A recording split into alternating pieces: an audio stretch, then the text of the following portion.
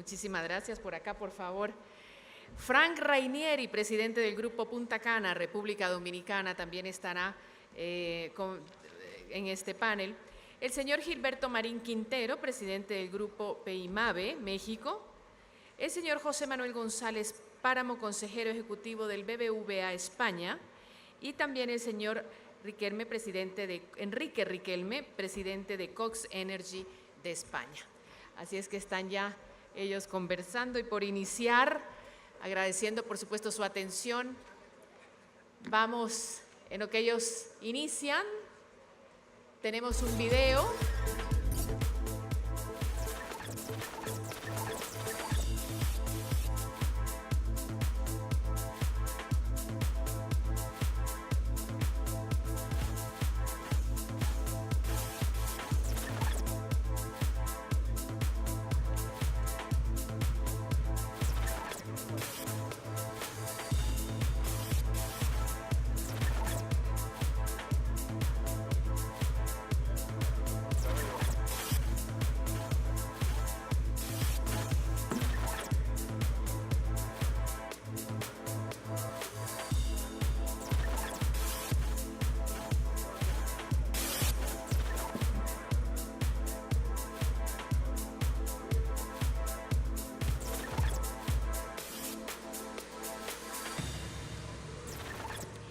Bueno, ahora sí, ya con ellos listos, el moderador, el señor Pizzolante, también listo con este panel, así es que vamos a ello. Adelante. Vamos a proyectar la presentación, por favor. Muy buenos días, muchísimas gracias. La verdad tenemos, como ha sucedido en los anteriores paneles, unos participantes de lujo. Y sobre esa base, el elemento que nos va a conectar hoy con ustedes es el tema de sostenibilidad. Cuando se hizo el título en la CEGIP de esta sesión, sostenibilidad un elemento clave, yo le comentaba a Pablo y a Rebeca cuando se definía un poquito los contenidos, que teníamos que hacer un análisis, digamos, de cómo estábamos entendiendo estas expresiones que están resumidas en el título. Una de ellas era sostenibilidad, que no es más que equilibrio entre lo que hacemos en lo económico, en lo social y en lo ambiental. Pero la otra tenía conexión con no la responsabilidad social empresarial, y se dijo en el panel anterior, sino la actuación socialmente responsable. Y aun cuando parece un juego de letras, en la práctica una cosa es hablar de la estrategia de los programas de responsabilidad social empresarial y otra muy distinta es hablar de los procesos socialmente responsables.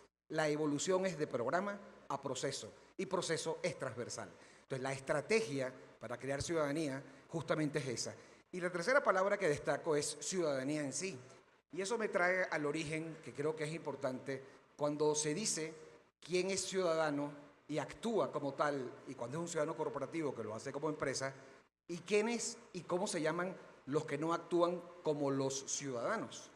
Y tiene una expresión, los griegos llamaban a aquellos en esa sociedad griega que no les importaba lo público y que solo le importaba lo individual, los llamaban idiotas, idiot, el origen de la palabra idiota. La idiotez que estaba por dentro le expresa muy bien mi buen amigo Manolito.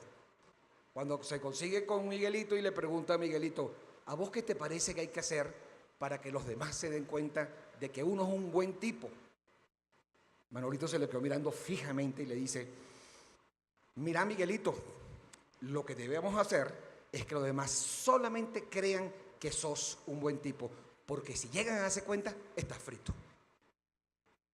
Subestimamos la inteligencia y nos sobra arrogancia y nos falta humildad, porque sí se dan cuenta.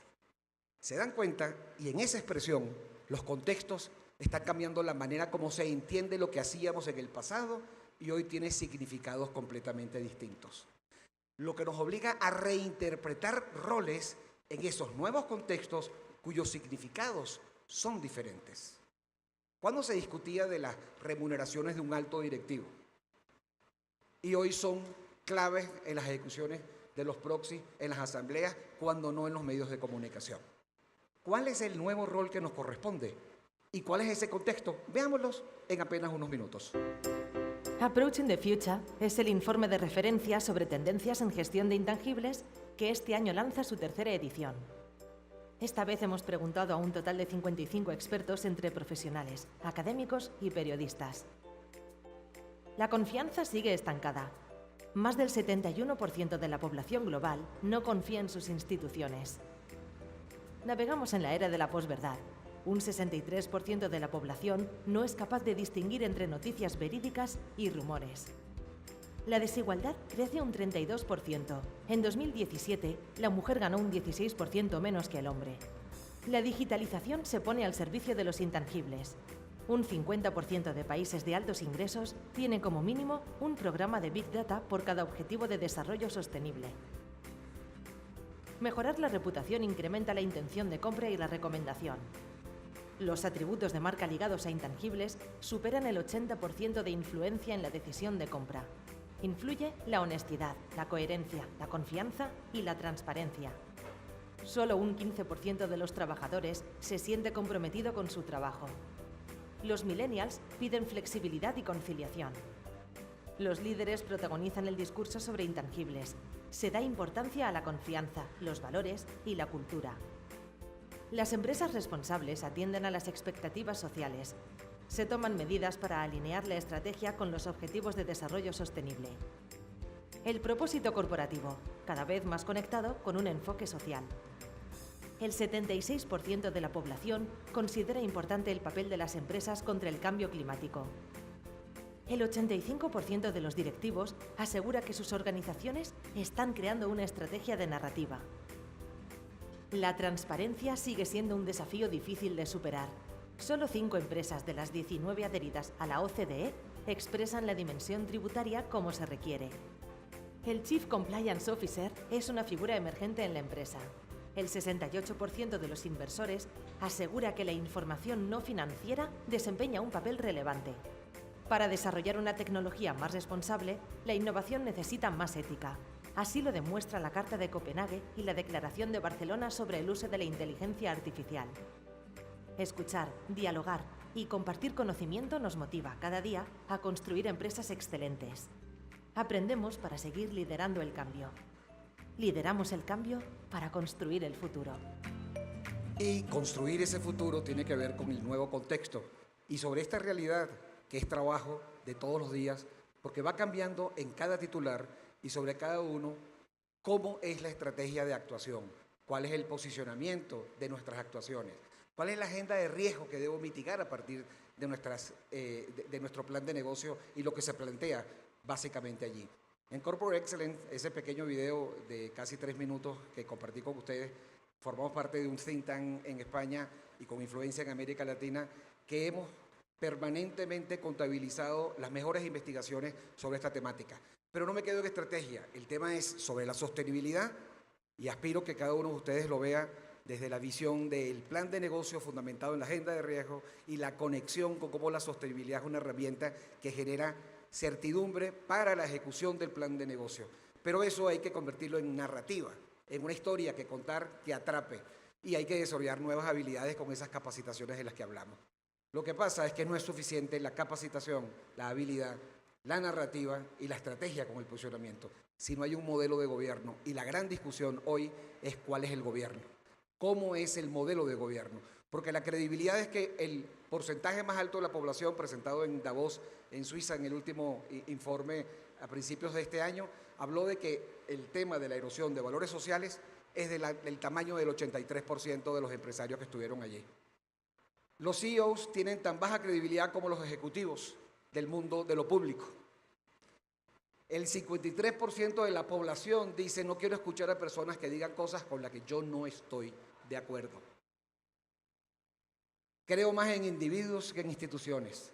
Creo más en reformistas que en aquellos que defienden el status quo. Creo más en el chisme que en la información oficial. Ese contexto hace que el 52% de la población mundial diga: no voy a moverme del lugar en aquellas opiniones que ya tengo con respecto a lo social. ¿Qué impacto tuvo el año pasado, 2017? Que habiendo sido gente normal como ustedes, como tú o como yo, los que cuando hablaban se les creía, en ese año que empezó la investigación en deterioro, la polarización y el tema de la verdad o de la posverdad o del fake news o de la mentira, generó que pasara a nivel global a la tercera posición gente normal, gente como tú y como yo. ¿Y ahora en quién creemos? En técnicos y en académicos. Y eso es a nivel global, pero en el mundo latino la cosa fue un poco más complicada. En el mundo latino, las estadísticas mostraron, presentadas también hace pocos meses, que pasó a ese tercer lugar, pero en vez de bajar 7 puntos, bajó 13 puntos. Y en esa realidad sobre la cual construimos nuestra confianza y aspiramos ser creíbles con nuestras actuaciones, es que en la práctica se plantea el tema de los algoritmos y la verdad que alguien quiere que vea y alguien la reenvía sin darse cuenta que forma parte de una información que está destruyendo valor y que yo he llamado la dictadura de los algoritmos. Sobre esa figura de los algoritmos, el número es en quién creo hoy, en los académicos, en los técnicos y después en gente como tú y como yo. Por cierto, la posición de los CEOs no es la más afortunada, aun cuando sus números han ido subiendo, pero no es la más afortunada y lo ven allí. En síntesis, sobre esta base de sostenibilidad como un elemento de la estrategia, me encantaría escuchar de cada uno de ustedes y vamos a ir empezando por Antonio, cómo desde tu organización han entendido este nuevo contexto sobre unas interpretaciones de lo que hacíamos y que ahora es distinta y que nos ha llevado a revisarnos en cómo actuar frente a ello. Bien, muchas gracias, buenos días. Va muy bien este vídeo. Desde nuestra organización, yo soy un firme convencido de que cada día nos tenemos que ganar nuestro pan. Y esto significa que cada día la sociedad, estos que opinan, nos tienen que permitir operar. Y hay que convencerles de que como empresa nosotros tenemos que tener la licencia para operar. ¿Qué significa esto? Pues que tenemos que ser una compañía responsable y sostenible. En mi caso en particular, yo presido una compañía de petróleo y gas. Uno podría pensar que las compañías de petróleo y gas son aquellas más candidatas a conseguir los objetivos del milenio o los objetivos de desarrollo sostenible, puesto que luchamos para suministrar energía, puesto que luchamos para acceder a esta energía a todas las regiones, etcétera, etcétera. Sin embargo, cuando nos enfrentamos en el día a día, cómo convencemos a nuestros clientes, a nuestros accionistas, a nuestros empleados, que nosotros tenemos que ser la compañía deseada en donde trabajar, en donde invertir, nos encontramos con una serie de riesgos que hay que superarlos. ¿Qué tipo de riesgos están en nuestra mentalidad y en nuestra forma de pensar? El primero es, obviamente, el mundo ha crecido gracias a una energía basada en los combustibles fósiles. Hoy los millennials que mencionábamos antes están cuestionando los modelos de crecimiento, seguramente se olvidan de todo lo que han representado los combustibles fósiles, pero para mí sería absurdo creer que no tengo que escuchar lo que opina la gente. Por tanto, nosotros tenemos que trabajar para transitar de una energía o de una economía intensiva en carbono a una economía menos intensiva en carbono. Por tanto, el primer trabajo para convencer que Repsol es una compañía sostenible y sustentable en el tiempo es precisamente demostrar que estamos en el camino a París, que una compañía de petróleo y gas no es parte del problema, sino que tiene que ser parte de la solución. Segundo tema, que yo creo es muy importante y aquí también queda reflejado, es el rol de los diversos colectivos, el rol de la mujer, el rol de los colectivos menos capacitados, el rol de los colectivos que de alguna forma, por azar o por lo que sea, han nacido en países diferentes a donde tú estás operando. Y lo que hay que hacer en una empresa que pretenda ser sustentable y sostenible es reflejar en tus órganos de gobierno, en tu equipo directivo, lo que es la sociedad. Por tanto, hay que darle un impulso a la incorporación de la mujer, a la incorporación de colectivos con capacidades diferentes, para que lo que tú pretendes que te dé la sociedad, tú se lo des a la sociedad. Un tercer aspecto que yo creo que también es muy importante para las compañías globales, cuando las fronteras ya son menos tangibles, ya son más intangibles, es un poquito buscar la gobernanza global. El riesgo que tenemos las empresas globales es que aquello que tú pretendes hacer muy cerca de ti se haga muy lejos de ti, que se mantengan los principios éticos, que se mantengan los principios corporativos exactamente igual en el sitio donde tú tienes la sede, los headquarters, como en el último lugar más alejado. Y ello no es un tema fácil, pero si tú, como compañía que pretende ser sostenible, pretendes que en Bolivia te reconozcan el valor social de tu empresa, tienes que actuar en Bolivia igual que actúa en Madrid. Y esto no es un tema fácil y es un tema que implica un movimiento corporativo de primerísima magnitud, trasladando al ADN de todo el colectivo de personal los valores éticos y morales, ¿no? Para acabar, hay dos temas que a mí me preocupan muchísimo, que creo que se están bien enfocando y que también tienen que ver con los objetivos de la ONU. Es, por un lado, la gestión de los residuos y del agua. El agua, que es un bien renovable, yo creo que es el menos renovable de todos los bienes renovables, y por tanto el mundo se está enfrentando a una situación que o gestionamos bien un recurso hídrico que es muy escaso o difícilmente nos van a otorgar la licencia para operar. Y aquellos que utilizamos mucha agua en nuestros procesos tenemos que ser muy conscientes de que este es un bien muy escaso. Y por último, la economía circular. Este mundo está creciendo mucho, nosotros no podemos continuar con los modelos de producción que seguíamos antes y tenemos que explicarle a nuestros inversores, a nuestros empleados, que tenemos que alargar el proceso vital, el proceso de vida de todos nuestros productos, desde el origen a la construcción, a la eficiencia, al consumo y a la reutilización de los residuos, intentando que estos sean los mínimos posibles. Por tanto, digamos, para que una empresa sea sostenible, o por lo menos en Repsol, estos 5 objetivos son los que de alguna forma tenemos en la cabeza. Gracias, Antonio. Y quizás en esta reinterpretación de nuestros roles, producto de que viejos comportamientos tienen hoy lecturas completamente distintas, lo que también hace que sea cierto, y conozco de cerca a Fran y a ese emprendimiento tan impresionante en Punta Cana, no se puede hablar del disfrute en el Caribe si uno no se imagina caminar en una playa en la República Dominicana.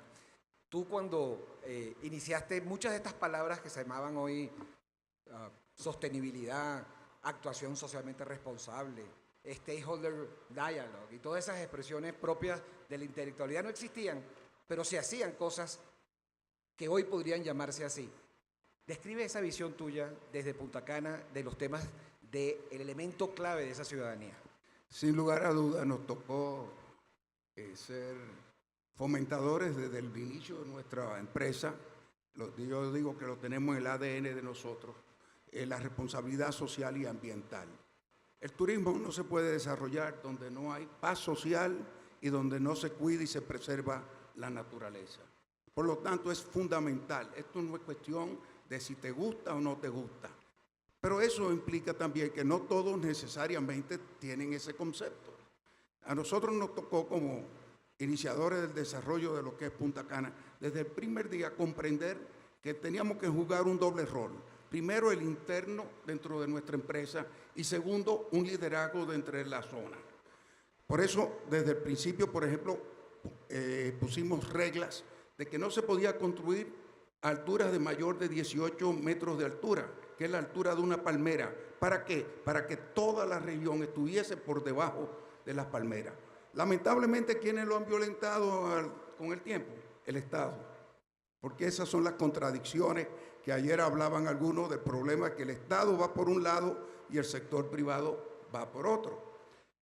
Asimismo, tuvimos que crear zonificaciones, no permitir más de 35 habitaciones hoteleras por hectárea, para mantener una baja densidad, donde precisamente nuestros visitantes usaran con comodidad y confort y preserváramos la naturaleza.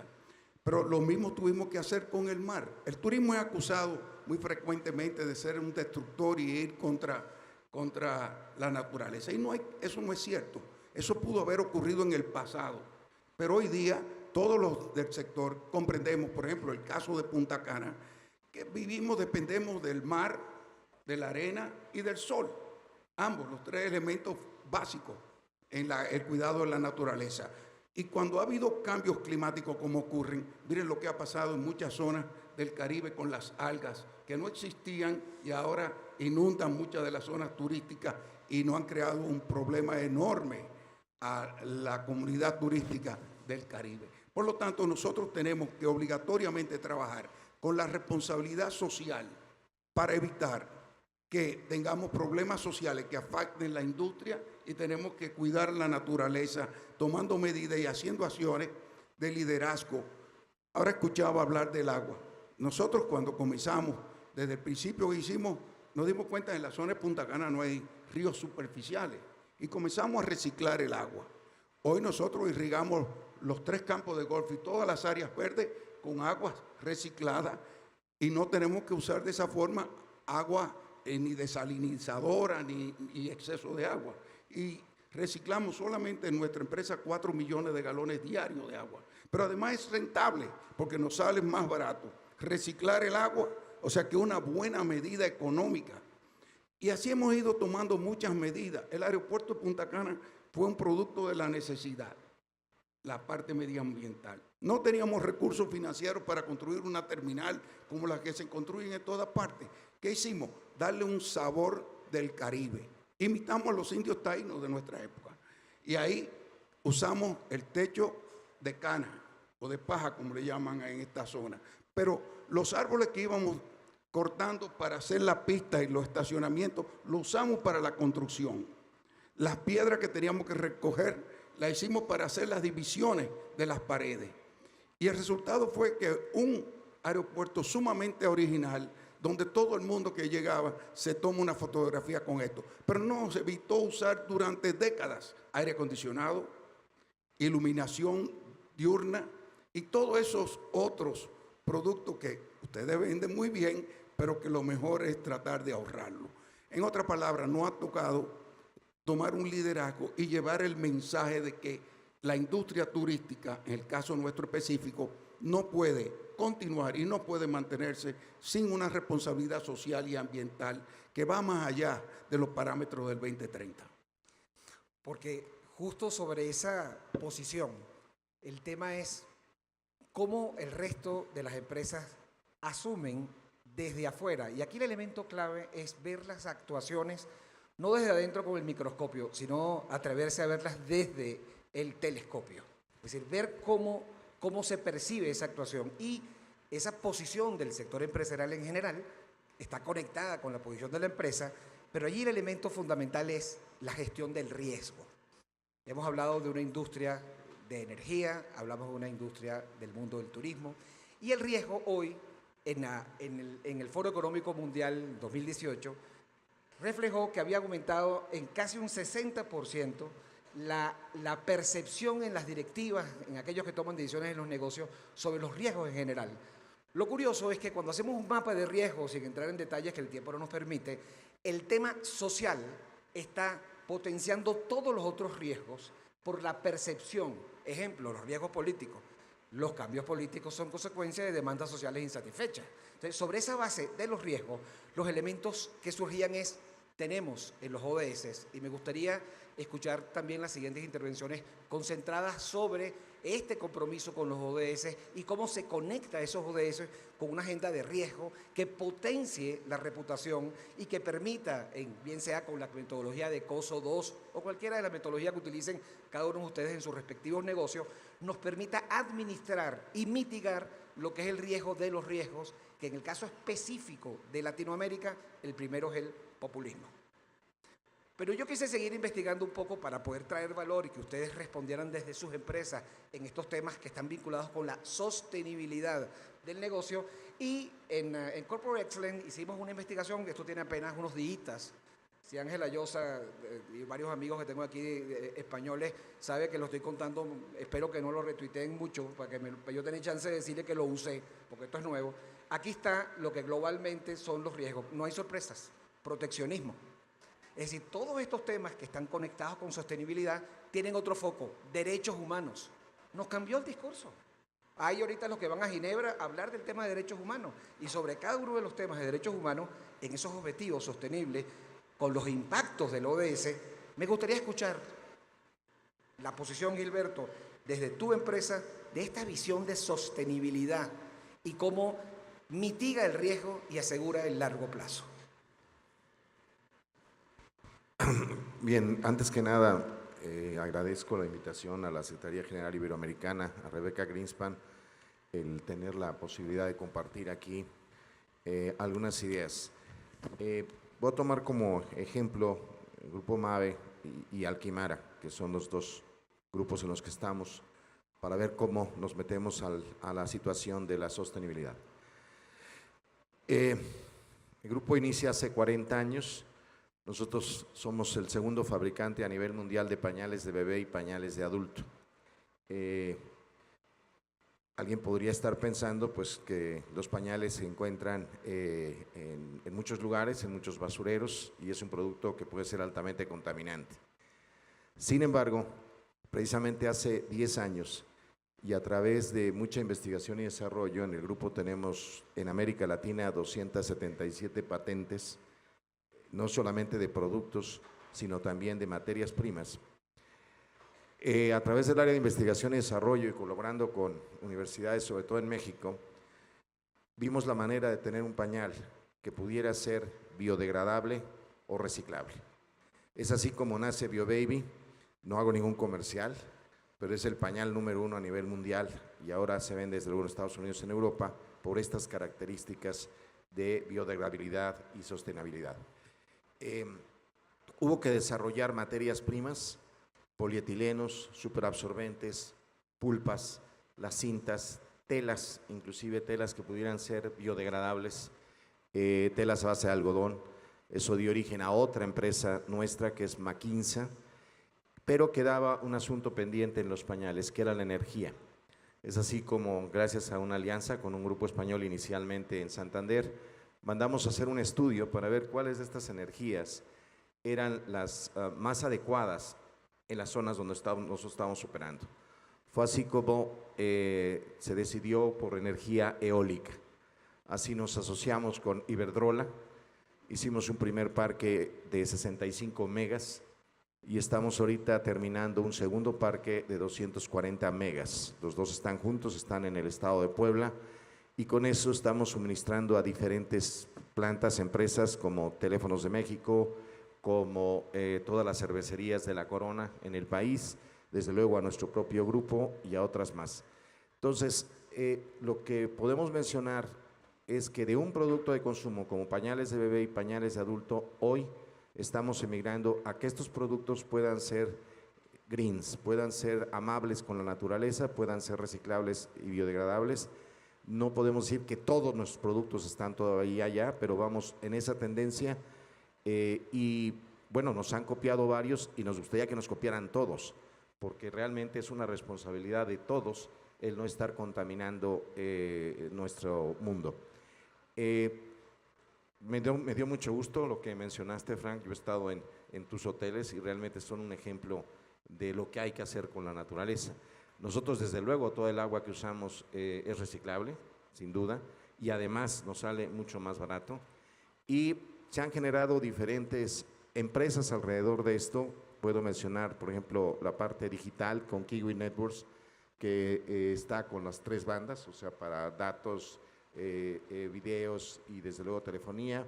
Tenemos también otra división de servicios con Tim Hortons, estamos asociados con Tim Hortons, Kentucky Fried Chicken, Pizza Hut, y ahí mismo también estamos buscando todas estas tendencias del uso de los diferentes materiales que se tienen en los restaurantes. No quiero extenderme, sino mencionar que es una responsabilidad de todos nosotros. Nosotros no solamente debemos estar preocupados de las siguientes elecciones, en México ya pasaron, sino tenemos que estar preocupados de las siguientes generaciones. Es decir, nosotros nos están prestando un tiempo este mundo y debemos de dejarlo mucho mejor de lo que recibimos. Entonces yo puedo concluir con eso. Es un ADN que tenemos en el grupo, son alrededor de 3.500 personas y bueno, ya después platicaremos más. Gracias. Gracias, Gilberto. Sobre esa base, estos impactos a los ODS, de lo cual me gustaría entender cómo se conectan sus actuaciones con los ODS, porque en la práctica no es que es empezar a hacer, no es empezar a hacer, es descubrir o redescubrir lo que ya he hecho antes de construir lo que me haga falta.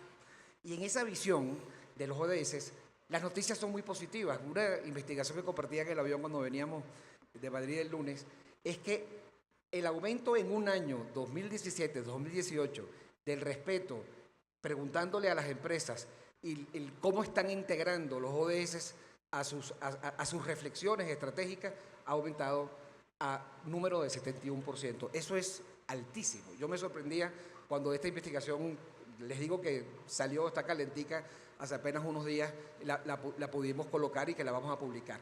Pero ¿a qué se debe eso en Centroamérica de manera particular? Y es importante que lo conozcan, lo valoren y lo incluyamos en la reflexión. A lo que aquí se dijo de integrarse, y lo estaba diciendo Stanley hace unos minutos como cabeza de uno de los miembros de integrarse, que se llama Sumarse en Panamá. Que aquí, sumarse, o el equivalente de sumarse de Panamá, se llama centrarse. Centrarse hace apenas unos días, cumplió 15 años y reunió en la mañana una inmensa cantidad de empresarios para contarles la historia y luego jóvenes para modelar hacia el futuro. Entonces, el tema de los ODS, explicado, tiene que ver con qué es lo que se está discutiendo ahorita. Y son tres. Fundamentalmente es los que están vinculados, y como es muy chiquito allí, me hice una nota para recordarle, que debe estar en algún sitio de esto, pero uno de los elementos clave tenía que ver fundamentalmente con, obviamente, el tema climático, pero después el tema del trabajo decente, todo lo vinculado a derechos humanos y el crecimiento económico del negocio. El tercero, los programas de consumo responsable, y el tercero, el cuarto, es la igualdad de género. La mayoría de la gente consultada dice, donde estamos focalizándonos son en esos 4 temas particulares. ¿Por qué lo comento? Para poder escuchar la siguiente reflexión sobre los tiempos. Bueno, porque el elemento clave es cómo estamos entendiendo en BBVA. México, que está muy cerca del mundo nuestro, representa, si los números no me fallan, un número altísimo, superior al 20 y entre el 20 y el 30% de todo el negocio. ¿Cómo lo lee BBVA? Bueno, muchas gracias. Ante todo, es un orgullo poder de nuevo comparecer en la cumbre empresarial de la asociada a la cumbre de jefes de Estado y de Gobierno de Iberoamérica. Y la pregunta es muy directa y voy a contestar de manera muy directa. Por supuesto, somos una entidad global, más de 130.000 empleados, más americana que europea, y dentro de América más mexicana que de ninguna otra parte. Y en relación a estos asuntos tan importantes que nos plantea, yo le diría que todo arranca de una visión donde pesa tanto la urgencia como una visión de oportunidad asociada a cada una de las urgencias. Y estas oportunidades las vemos con mucha claridad en el terreno que nos es más familiar, que es el mundo de las finanzas, pero la respuesta que esto le hemos dado, y me gusta con esto enlazar a su insistencia, desde hace un año toda la estrategia de responsabilidad y sostenibilidad del banco está alineada con los ODS, de manera que toda la actividad tiene un score en términos de ODS respecto de los cuales el impacto es positivo. La visión. Obviamente los desafíos de hoy son como nunca han sido en nuestra memoria, tanto en el ámbito climatológico, como en el ámbito social, como en el tecnológico. En el climatológico, ¿qué decir? El último quinquenio ha sido el de más altas temperaturas desde que hay registros de temperaturas, y los desastres económicos asociados a desastres climáticos han supuesto la mayor factura de la historia. 320.000 millones de euros el año pasado, de acuerdo con Munich Re. Y que es evidente que tenemos aquí una urgencia, pero también un desafío, si hacemos bien las cosas. Desafíos sociales, ¿qué decir del cambio demográfico, del envejecimiento, sobre todo en países avanzados, de las migraciones, pero ojo también del analfabetismo, que se mantiene como una lacra, 14% de la población del mundo, o la desnutrición, 11%, sigue estando ahí, o el acceso a electricidad, o el uso del teléfono móvil. 35% de la población del mundo, aunque no lo puedan creer, carece de teléfono móvil. Y esto es clave para entender la inclusión en el mundo, ya no solo la financiera. En el ámbito de la bancarización, poco más de la mitad de los habitantes de América Latina tiene acceso a una cuenta bancaria. Esto quiere decir que casi la mitad de ellos están fuera de las oportunidades de crecer, de invertir, de ahorrar para la vejez, de ahorrar para la financiación de la educación de los hijos, etcétera, etcétera, es decir, para su desarrollo personal. Y en cuanto a desafíos tecnológicos, esta mañana se nos ha explicado con claridad que vivimos más que en una época de cambios, en un cambio de época, y es verdad. Este dispositivo que tenemos todos a nuestro lado tiene por detrás unas tecnologías como nunca las hubo, y la hiperconectividad nos da muchas oportunidades, pero también hay riesgos de exclusión social a aquellos que no estén suficientemente letrados y no estén incluidos en la red de los servicios a los que esto da acceso. ¿Cómo aprovechar estas oportunidades que se abren frente a estos desafíos? Desde el punto de vista financiero, creemos que hay, digamos, un triángulo virtuoso donde, si trabajamos en cada uno de los vértices, ampliaremos las posibilidades que la sociedad tiene de aprovechar las oportunidades que el futuro ofrece. Primero, desarrollo de infraestructuras digitales. Trinidad Jiménez esta mañana fue muy clara. Si no tenemos infraestructuras digitales, nada puede discurrir sobre ellas. Si no tenemos banda ancha suficiente, si no tenemos promoción del acceso de la población y de las compañías, especialmente las pequeñas, y esto a veces no lo favorece la regulación, en otras ocasiones es la geografía, tendremos un problema. Así que invertir en infraestructuras digitales es clave. Marco regulatorio. Tiene que ser un marco regulatorio amigable respecto de la innovación, y en ocasiones encontramos reguladores muy conservadores al respecto, sin que quede suficientemente justificado. Pensemos en los sandboxes regulatorios, pensemos en la protección del consumidor en este nuevo y bravo mundo de lo digital, pensemos en la utilización de la nube o la computación en la nube. Y, por último, la educación financiera. En el nuevo mundo digital, malamente nos desenvolveremos si no tenemos una noción de los riesgos a los que nos ponemos asociados a las oportunidades. Qué fácil es dar un clic en la pantalla del móvil, pero qué grandes errores se pueden cometer al hacer esto. Entonces, la respuesta reciente, porque BBVA tiene una larga historia de trabajo en la inclusión financiera. La Fundación Microfinanzas BBVA es la mayor microfinanciera del mundo, y de eso estamos muy orgullosos, con más de 11.000 millones de dólares en microcréditos. Programas de educación financiera que desde 2008 han influido en la vida de 12 millones de personas, de las cuales casi 11 son niños y jóvenes, o la creación de un centro para la educación financiera y capacidades de ámbito global hace 2 años, cuyo consejo asesor me honro en presidir. Pero lo más reciente ha sido el enunciar la estrategia del banco con un compromiso público a 2025 perfectamente alineado con los ODS. Por un lado, ¿qué hacen los bancos? Financiar. Pues el compromiso es 100.000 millones de euros dedicados a objetivos de financiación verde y descarbonización, junto con inclusión, emprendimiento, infraestructuras sostenibles y agrobusiness. Esto es un compromiso público que no nos exige un regulador, pero por el cual nos podrán juzgar no solo la sociedad, sino los inversores. En segundo lugar, gestionamos energía.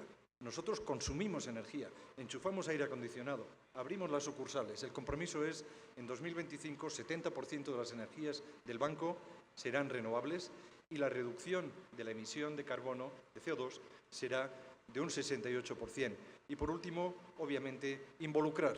Estamos metidos de hoz y coz en la sociedad. Tenemos proveedores, tenemos clientes, tenemos inversores, tenemos accionistas, tenemos empleados.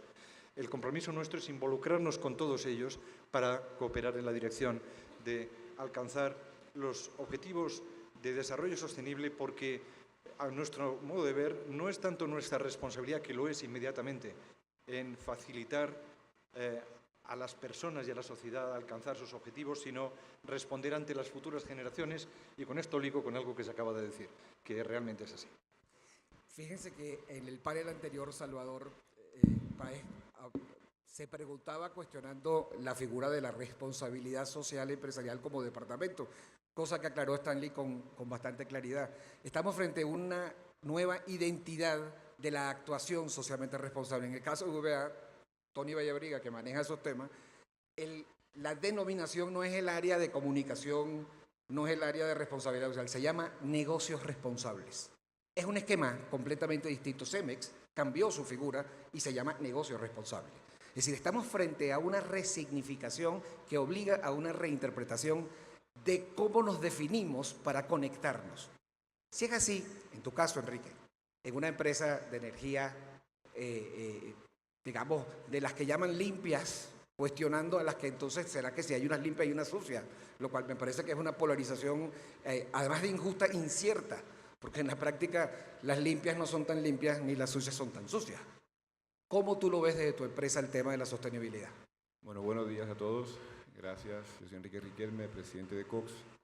Cox Energy es una compañía donde nos dedicamos a generar energía solar energía solar fotovoltaica, con batería o sin baterías, pero en el área iberoamericana, en América Latina, Chile, México, una fuerte presencia en toda esta área regional, donde casualmente estoy muy contento de poder estar aquí, porque Guatemala fue en el 2012 el primer país donde hice un proyecto de 55 megas solares, que todo el mundo decía, estábamos locos, que esto no iba a dar. Bueno, a día de hoy, eso fue el proyecto más grande de América Latina, si no me equivoco, hasta el 2015, y muy rentable, espero, ¿no? Ya no es mío. Diciendo esto, nosotros desde el punto de vista, me siento un privilegiado porque mi modelo de negocio, el modelo de negocio de muchas compañías como la mía, donde generamos energía renovable, en esencia es pues como tiene que ser, ¿no?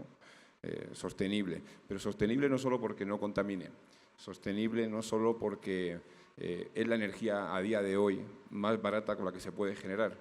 Hace unos años, hace muchos, o incluso a día de hoy, se genera energía con otro tipo de combustibles en la región, en América Latina, en el mundo, por encima de $100 el megavatio hora. Hoy se genera energía, o generamos energía con solar o eólico, por debajo de $20 el megavatio hora. Eso lo hace muy competitiva y sostenible en el tiempo, sostenible el modelo de negocio. Pero ya, como decía, no es solo en lo económico, no es solo en que no contamina. La importancia de esta es que es sostenible para los empleados, es sostenible al final para las regiones donde ponemos estos parques fotovoltaicos, en mi caso, son lugares apartados normalmente de las zonas metropolitanas, son lugares donde las tierras no suelen ser fértiles, por lo tanto la gente incluso son tierras que no pueden cultivar, son tierras que al final hace falta, y los gobiernos también pues necesitan que esa gente tenga sus puestos de trabajo a largo plazo garantizados, no haciendo trabajo de gobernación o cosas que vayan saliendo. Al final, cuando uno hace una inversión en un proyecto de este tipo, son a 50 años, le está garantizando puestos de trabajo a personas en zonas rurales con escasos recursos para poder ganarse la vida, operando, manteniendo las plantas, ¿no? Eso genera, dentro de la compañía, se hablaba de que la gente quiera estar trabajando para una compañía como la que esté. Bueno, pues nos sentimos también orgullosos de que todo el equipo, al final, todo lo que se hace, todo lo que se emplea, es para generar trabajo a muchas personas de escasos recursos a muchos años, incluso varias generaciones. Eso por un lado, y aparte de lo económico, ¿no? Que por supuesto es muy importante, al final es un foro empresarial y todo el mundo quiere ganar dinero, y hace unos años hacían falta subvenciones. Hoy en día, como decían, no hace falta subvenciones, no solo eso, sino que es la más rentable de todas. Queriendo decir que, por supuesto, hace falta también la matriz energética, gas, combustibles fósiles, por supuesto. Bueno, la matriz energética tiene que estar acompañada. Pero América Latina, en España está pasando, aunque pagó ya la parte de las subvenciones con la energía solar, pero América Latina necesita estar en cabeza de este tipo de proyectos. Como decía, cuando uno hace una inversión a tan largo plazo, genera impuestos, la inversión privada entra en un país, eso crea impuestos, y totalmente de acuerdo con que los grupos locales tienen que apoyar a generar todos los espacios posibles para seguir desarrollando tipos de energía renovables, ya no solo ahí, sino también en la distribución. Los grupos políticos pues deberían de fomentar más la inversión privada. No hace falta subvenciones, simplemente con una ley pues justa para que podamos ir a estabilidad jurídica a largo plazo, para que podamos seguir creando empleo sostenible, para que podamos seguir generando energía más barata para todos estos gobiernos, todos los países que creo además que Centroamérica debería estar más unido con una política conjunta energética para poder ser fuerte y poder negociar mejores, y al final ser más competitivo a largo plazo también en la exportación, porque al final cuando tienes energía mucho más barata, pues puedes ser más competitivo para exportar a otros países. Hoy muchos países de América Latina tienen energía por encima de los $150 megavatio hora para el grupo industrial. Cuando uno invierte en energía renovable, ve el efecto en el corto plazo, en el medio y en el largo, en el bolsillo de la gente. Y eso al final pues creo que crea riqueza, y por eso digo, me siento un privilegiado tener este modelo de negocio. Muchas gracias, Enrique. De hecho, si tuviéramos que poner en una reflexión y ponerla en la brújula los puntos cardinales que han guiado la primera parte de las respuestas que han compartido el panel con ustedes, una tiene que ver con esa resignificación del tema de lo social que estuvo presente en todas las reflexiones, aún las más económicas de ellas, dicho por la última participación, donde el precio da una inclusión del desarrollo y eso tiene un impacto social. La otra era obviamente la reinterpretación, pero me gustaría que en la siguiente cierre hablemos del modelo de actuación y de cómo nos estamos fortaleciendo, porque la resignificación es social. El modelo tiene que ser de actuación responsable, consciente del impacto.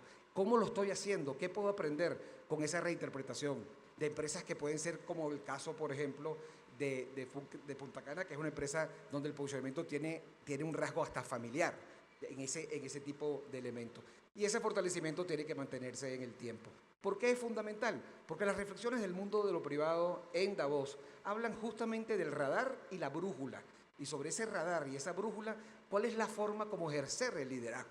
Sobre esa visión de la manera de hacerlo, ya muchos empresarios, Poma lo ha dicho en las últimas publicaciones de Forbes, o incluso Mercedes Ramos refiriéndose a los temas de corrupción o a los aviones políticos que el propio Salvador, con su cabeza fundamental, que fundara además la organización social más importante en El Salvador, también lo puso publicado. Esa estrategia tiene que ver con el modelo del governance, de cómo hacerlo. ¿Por qué?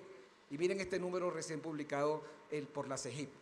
Tiene que ver con que la herramienta está midiendo de que en las innovaciones de la versión de los índices de gobernabilidad corporativa 2018 recientemente hechos, el gobierno corporativo y la sostenibilidad tienen hoy con la Agenda 2030 y los ODS un espacio particular. Y esta información muy reciente que quise compartir con ustedes. Y una de las conclusiones fue de que los comités destinados a este análisis, es decir, el modelo de gobierno que la Junta Directiva tiene para controlar los procesos, en algunos está más que en otras empresas.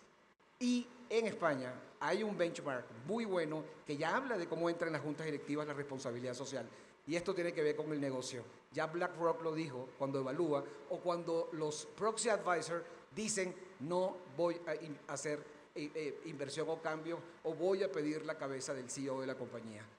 Háblenme ahora más de cómo lo hicieron, qué aprendieron y cómo aprendemos nosotros aquí de ustedes en estos minutos. Y vamos a dar otra vuelta más breve, por favor, de lo que hice, que ya conté, cómo lo hice y qué me sugieres que debo hacer. O sea, cómo aprender. Y me gustaría empezar por ti, Antonio. Bueno, no sé si te he seguido perfectamente porque cuesta de oír. Vamos a ver, en Repsol, el caso Repsol, ¿no? Nosotros tenemos aprobado por el Consejo de Administración una serie de ejes de actuación en sostenibilidad. Y son muy amplios. El primero de ellos es una creación de un concepto que nosotros llamamos ética y transparencia, con un comité de ética, un comité de transparencia, un comité de sostenibilidad dirigido por un miembro del Consejo de Administración. ¿Y qué quiere decir un comité de ética y transparencia? Quiere decir que tenemos que hacer las cosas bien en todo el mundo, que no tenemos que evitar pagar impuestos porque hay que pagar impuestos, que tenemos que luchar contra la corrupción, que tenemos que luchar contra las disrupciones que se puedan producir en el entorno, etc. Esta es una parte importante de lo que hace el Consejo de Administración a través de las funciones delegadas. ¿Qué otras actividades tenemos? Hemos definido un eje para proteger a las personas en su concepto amplio, no la diversidad, las personas. ¿Y qué significa? La formación. Estamos hablando de los objetivos de desarrollo sostenible, pues la formación forma parte del pilar estratégico de la casa. Estamos hablando de los derechos humanos. Es muy fácil a una compañía que está en 40 países olvidarse de los principios del respeto. Y por tanto, una compañía tiene que presionar, y en el caso de Repsol presionamos, para que estos derechos humanos estén siempre presentes en el respeto a cada una de las 25.000 o 40.000 personas que trabajan en la compañía, ¿no? Luego están los activos, que también a veces nos olvidamos de los activos. Y los activos son tanto personas como físico, como las instalaciones. Nosotros hemos instalado una cultura de cero accidentes. Ahora vengo de Perú, de inaugurar una parte de una refinería importante 11 millones de horas trabajadas, 11 millones, 0 bajas con accidente, 0.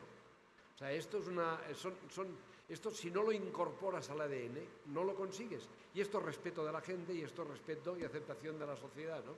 Y evidentemente luego vienen temas como medio ambiente, cómo tú actúas, no en el cambio climático que también, sino cómo tú actúas respetando tu entorno.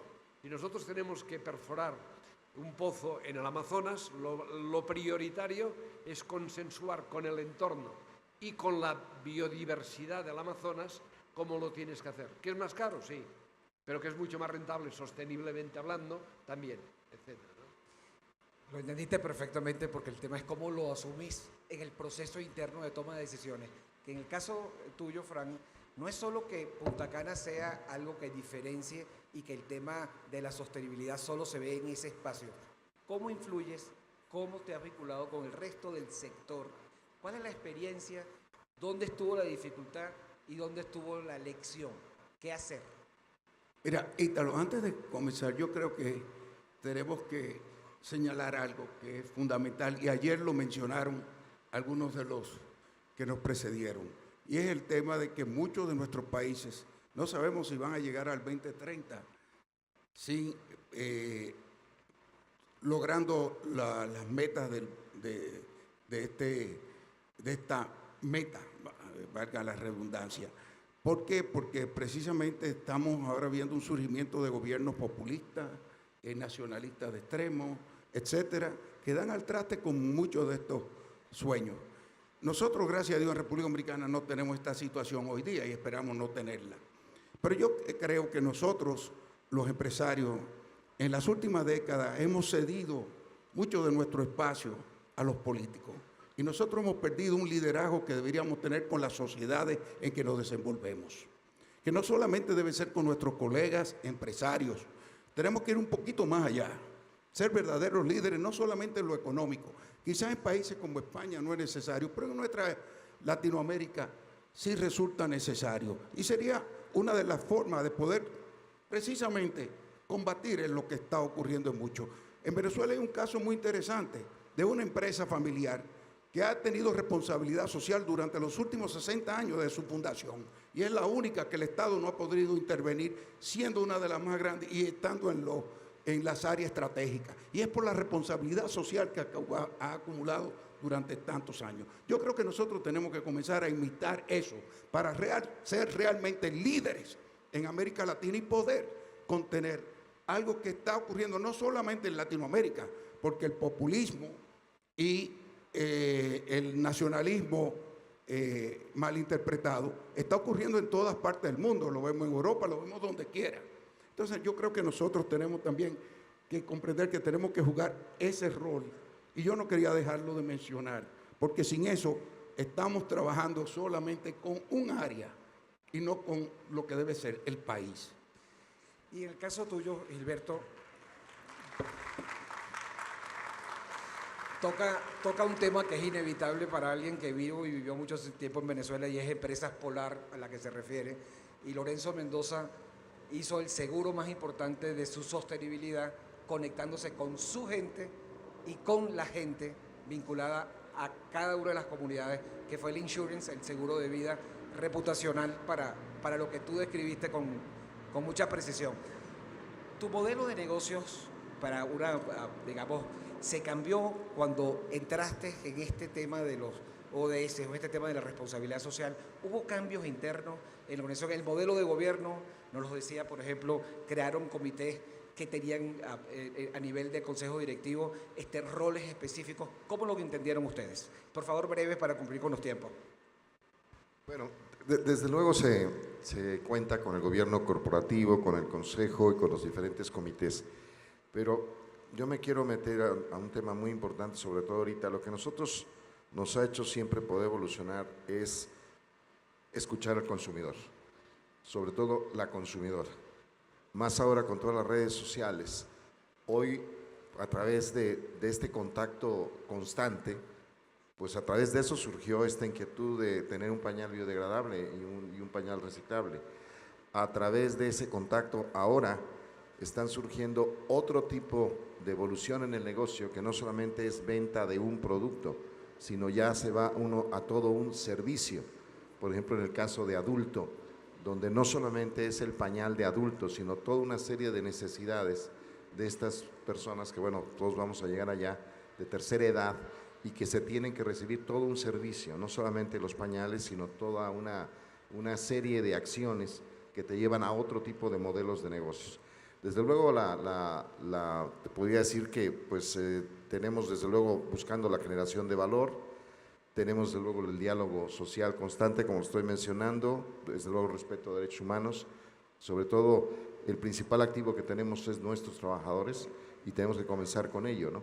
Entonces, yo me uno a lo que mencionaste, Frank. Creo que como líderes empresariales tenemos una gran responsabilidad en estos momentos, sobre todo en México, donde tenemos en la entrada un gobierno pues, con ideas de izquierda, con populismo.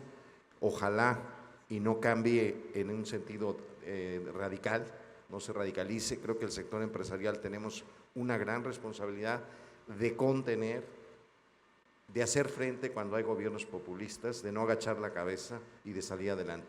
Es decir, muchas veces hay el dicho de que el pueblo tiene el gobierno que se merece, pero yo creo que los empresarios no tenemos los gobiernos que nos merecemos. Hace varias semanas en Madrid se presentó Sustainable Brands y la expresión más común de principio a fin de ese evento de encerrona de 3 días fue la palabra activismo. Entonces, eran marcas activistas, fondos activistas y terminaron diciendo CEOs activistas. Esto es una nueva forma de vincular que vale la pena pensarla y actuarla. Pero para no ser conspiradores de oficio y de manera transparente, como lo decimos, en ese modelo de gobierno de negocio responsable, BBVA fue el responsable de crear los indicadores de lo que se llamó Reputation Institute, porque nació entre Ángela Llosa y Andreu trabajando juntos con ellos. El cambio cultural en lo interior, ¿cuáles fueron las dificultades, cuáles fueron los enablers que permitieron que ese cambio se diera? Este cambio es un proceso en marcha, porque es la parte más complicada y más exigente de la transformación. Uno diría, ¿cómo se puede transformar sin detener el vehículo un banco que ofrece servicios financieros en una compañía digital? Con una visión, es el cliente o la clienta quien tiene esto en la mano, es quien manda hoy, de manera que la estrategia está definida en torno al cliente. En segundo lugar, identifica el entorno competitivo, entre ellos los que vienen del mundo de la tecnología, para competir o cooperar según necesidad. Pero, en tercer lugar, el talento y la cultura. Esta nueva era tecnológica requiere incorporar a las entidades talentos nuevos que no existían antes en el mundo bancario. Antes había contables, había expertos en finanzas, pero no había ingenieros de sistemas informáticos, ni había expertos en Big Data, ni había expertos en ciberseguridad. Esto es un cambio de talento y cultura asociado a la tecnología. Por supuesto, el otro talento que se requiere, que es este compromiso con los objetivos de desarrollo sostenible, es un proceso que fluye en las dos direcciones, de liderazgo activista desde la cúpula hacia abajo, pero también el personal de banca no es más que un reflejo de la sociedad en la que opera, y esta sensibilidad es cada vez mayor y empuja hacia arriba. Así que en ese terreno, digamos, las cosas no han sido tan complejas. Pero sí que es verdad que cuando una compañía cambia mucho y muy deprisa, los antiguos empleados empiezan a preguntar ¿cuál es mi puesto en esta nueva compañía de futuro? De manera que el proceso de comunicación interna y de recapacitación, de aplanamiento de las estructuras del banco, de trabajo en Agile, de incentivos a los sistemas o ecosistemas de innovación, innovación abierta, incubadoras, cooperación con los innovadores, todo esto ya es el pan de cada día, pero no podemos decir que hemos terminado. Es un proceso abierto y en marcha. Enrique, muy en breve, ¿cuáles son, en tu opinión, esas condiciones o esas necesidades de la región para empujar la energía de la cual nos describiste? Es tu experiencia. ¿Qué hay que hacer? Bueno, sé que no tenemos mucho tiempo, voy a ser bastante breve. En principio, creo que una unión por parte de los países para tener una mayor fuerza, una inversión conjunta, o más que una inversión conjunta, unas reglas de juego conjuntas para inversión en redes, inversión que tienen que ser privadas. Si donde llegue la inversión privada, ¿por qué tiene que meterse los estados a invertir cuando estoy segurísimo que tienen otros lugares donde poner ese capital? Pero sí que las normas tienen que estar claras y tienen que haber estabilidad para poder hacer. Por otro lado, aparte de la regulación, de una mejora de las redes, donde todo esto puede ser inversión privada y al final acaba en el corto, medio y largo plazo mejorando la vida de todos estos habitantes. Sé que tenemos poquito tiempo, así que decir simplemente que no se nos olvide que sí, tenemos que tener muy buenos empresarios, tenemos que tener y necesitamos a los buenos políticos, ¿no? A países bien gobernados, pero que tampoco se olviden los políticos que necesitan buenos empresarios que empujen, inviertan en toda la región, independientemente si es España más desarrollado o es en América Latina. Al final la fuerza de Iberoamérica es si está unida, si hay reglas del juego claras y al final si se les apoya tanto a los políticos, pero sobre todo también a los empresarios. Si tuviéramos que resumir en una ecuación, y me disculpan que sea una ecuación porque al fin y al cabo soy ingeniero y civil, y tenemos que decir que nuestras actuaciones en el esquema deben ser comunicadas, y eso suena como obvio, pero obvio viene de obviar.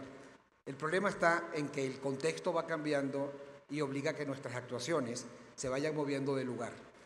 No es solo el esfuerzo de comunicación. Mientras más complejo es el contexto, más actuación mejor comunicada. Y le falta una dosis, que es lo que le agrega pasión. Lo fundamental para construir confianza en lo que hacemos, lo dice muy bien Mafalda cuando terminó viendo los titulares de prensa que leemos todos los días, donde Manolito estaba totalmente imbuido en ella, y le pregunta, ¿qué es ese recorte diario, Manolito? Y Manolito le dice, la cotización del mercado de valores. Y se emociona Mafalda y le dice, claro, de valores morales, espirituales, artísticos, humanos. Y en ese momento Manolito dijo, no, de los que sirven. ¿Cuáles son los valores que nos sirven? Esa reflexión es la que conduce a la responsabilidad. Porque la responsabilidad es un estado de conciencia. ¿De qué? Del impacto de lo que hago o lo que dejo de hacer. ¿Y qué es la conciencia? La capacidad de entender ese impacto y de estar informado. ¿Y qué requiere la responsabilidad? Conciencia. ¿Y qué requiere la conciencia? Información plural, abierta y suficiente del impacto de lo que hacemos. Hay muchos socios en los gobiernos y en las empresas de que no haya información, pero ella sigue fluyendo. Y es la falta de información la que nos deja de hacer conscientes y es la falta de conciencia la que no nos permite ser responsables. Señores, muchas gracias y muchas gracias a ustedes.